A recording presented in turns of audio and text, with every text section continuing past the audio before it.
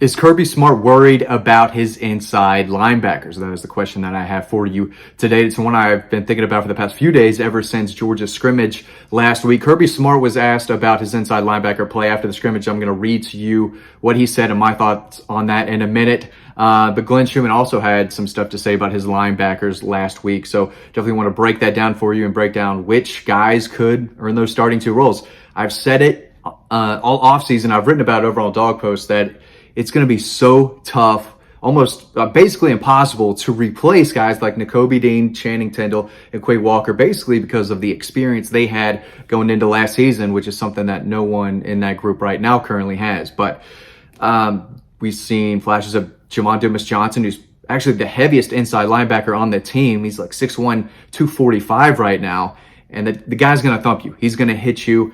And we saw him make a pick six against UAB late in the game last year. I think made 22 total tackles. Trezmen Marshall is another guy who's been around the program for a little bit now. He just has to stay healthy, and Kirby Smart talked about that earlier. He said after the scrimmage, I thought Trezmen made a couple of good plays. He's got to continue to stay healthy. He's fighting a soft tissue calf strain. He's in, he's out. He made a couple of good plays today. He also went on to talk about Jamon Dumas-Johnson. Pops is what everyone calls him. He's probably been the most consistent guy in that room. So definitely Jamon Dumas-Johnson is the guy who I think has the best position to land at least one of the two inside linebacker roles. I think it would be kind of surprising if he doesn't start against Oregon at this point. There's some talented young players. He goes on to say, Zamian Sori flashes, but he's got to do it more consistently. He's a five-star guy, like 6'3", 215, playing a little on the outside, I think, if he could. But he's an explosive guy down in Florida who they got, away from teams like Florida, and Alabama and a few others. So I think they expect a lot from him. He's going to be in his second year. Big, raw talent. Again, just has to stay consistent. I think you could say the same for Small Munden too. He went on to say he's got to do it a little more consistent. Small Munden has to play better too. That's a group that has to step up and play better. But it's hard to when you're not out there playing. And so we're going to see a lot of what they can do against Oregon, who is going to bring a little spread action. They're going to be moving a lot of guys pre-snap to try to confuse this defense, and these linebackers full of guys who haven't really played a ton. And yes, Nakobe Dean was outstanding. He was the best linebacker in college football last year, but he had guys up front like Jordan Davis and Devonta White helping him out a lot. With those guys gone, it's going to make it tougher for this linebacking crew to do anything close to what the guys last year did.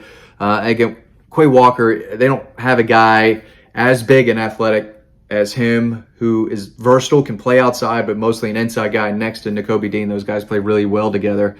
But he's a first-round talent is what I'm trying to say. Are any of the guys in that group right now at inside linebacker, are they first-round guys? Maybe Small Munden. He's a guy I saw in high school, another big athletic dude. He's 6'3", 220. I saw him run the football at Paulding County. Watched him in person a couple of times, and he's long and lean and can run. I thought he was one of the best athletes in the country in that 2021 class. He'll be a sophomore this year. Again, still a little raw, maybe, just has to keep learning. And the only way you are more consistent is if you keep learning and just get on the field. So these guys are going to make mistakes. They're not like last year's group. But I think at the end of the day, they have the capability to surprise some people. South Carolina, I think, is going to be better offensively. Tennessee, Florida under Anthony Richardson. So they're going to give up more points this year. They're not as talented, and they're going up against offenses who I think are going to be better than what they saw last year. So Glenn Schumann went on to talk about that on replacing last season's linebacking group. He said, quote, "You never ask anyone to replace someone else. You just really have to replace the productivity." He went on to say, "You ask them to be the best version of themselves. That's what counts now, is going out there every day, seeking excellence and challenging yourself to be the best version of yourself." Great coach speak right there. The guy's just going to continue to climb the coaching ladder. He does a good job of speaking to reporters like us. The people in that room are doing that every day. I'm thankful that we are healthy and guys are pushing each other. The one thing in the standard is that we said in those guys and the guys before them is that everyone is competing together. I'm done reading. I was never a great reader. But guys like Trezmen Marshall, if he's healthy, he's going to be really good. That dude popped guys down in high school. Clinch County, played offense, defense, another just tough, physical guy who I think they loved out of high school, and he's been in the program for a few years now. He's a junior. I think it's up to him. I think if he were healthy, it's probably him playing beside Jamon Dumas-Johnson at the two middle linebacker spots. On the edge, they've got, Nolan Smith and Robert Beal coming back, two guys who can both get after the passer. Nolan Smith was one of the best edge defenders, I think, consistently from a number standpoint against the run than anyone else. So he's a complete outside linebacker. Robert Beal's been around since the 80s, it feels like. I think this has to be his 6th year. So he knows what he's doing, and he's fought, and he got better and played really well last year. So they're not worried about getting after the passer. But again, even at inside linebacker, you're going to have to do that. So you would like guys who, really big athletic guys like Small Munden and Xavier Sorg to just get it clicking, because once it clicks for those guys who were 5 stars out of high school for a reason, they could turn into really, really good players. But right now they're getting a steal with Jamon Dumas-Johnson, who I think has done a good job of learning the playbook. Coming from, I believe, Pennsylvania, off the top of my head, was the state he was from. He's not a Southern kid. So he dominated up there, came down here, and has really caught on quickly. And I think he's won over Glenn Schumann, who, again, at the end of the day, they're going to be better players because they're coached under him. This is a guy who turned Tay Crowder, a 3-star running back out of Harris County, barely made the scholarship in that class. He was one of the lower ranked guys. He turned him into not only a really good and successful, reliable linebacker at Georgia, but into a draft pick, Mr. Irrelevant, who turned into a starter for the New York Giants. And I mean, that's starter for the New York Giants at linebacker.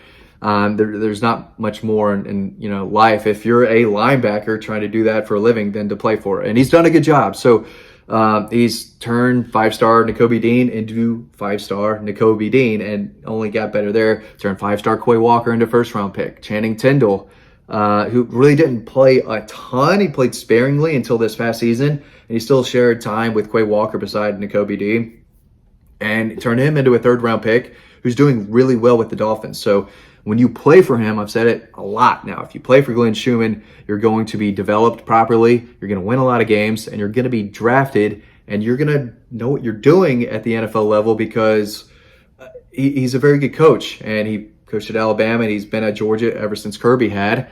He knows what he's doing. He's got the respect of NFL scouts. They come to Georgia and look for linebackers. It's pretty much, they're in the conversation for linebacker university right now, the way they're just turning them out.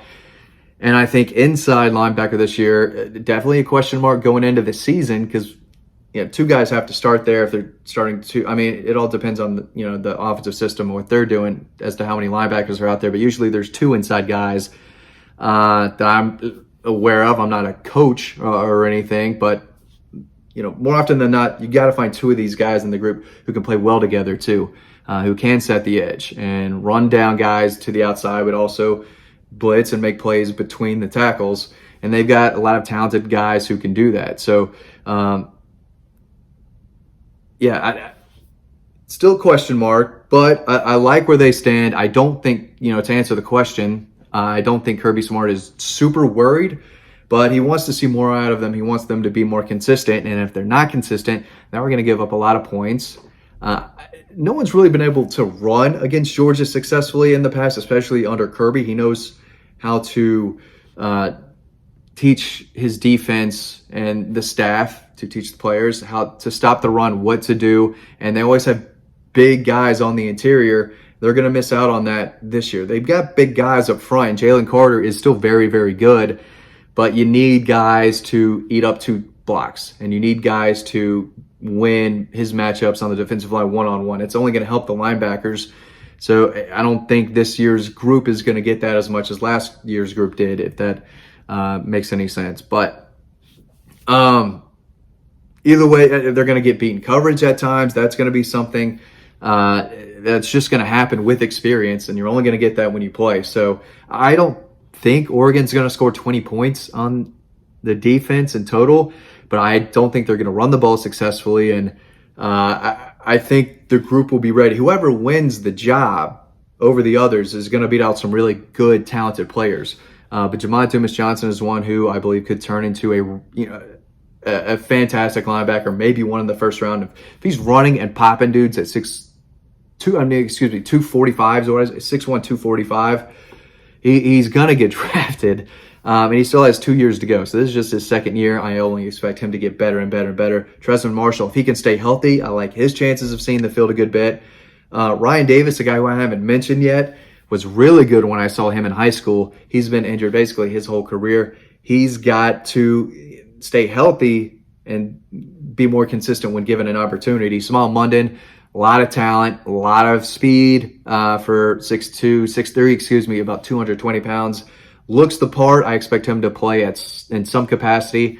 And then Jalen Walker, an inside linebacker. If there's one of the freshmen who I think could play this year, Jalen Walker, I hear is doing very, very well. So overall, I think it's a strong group.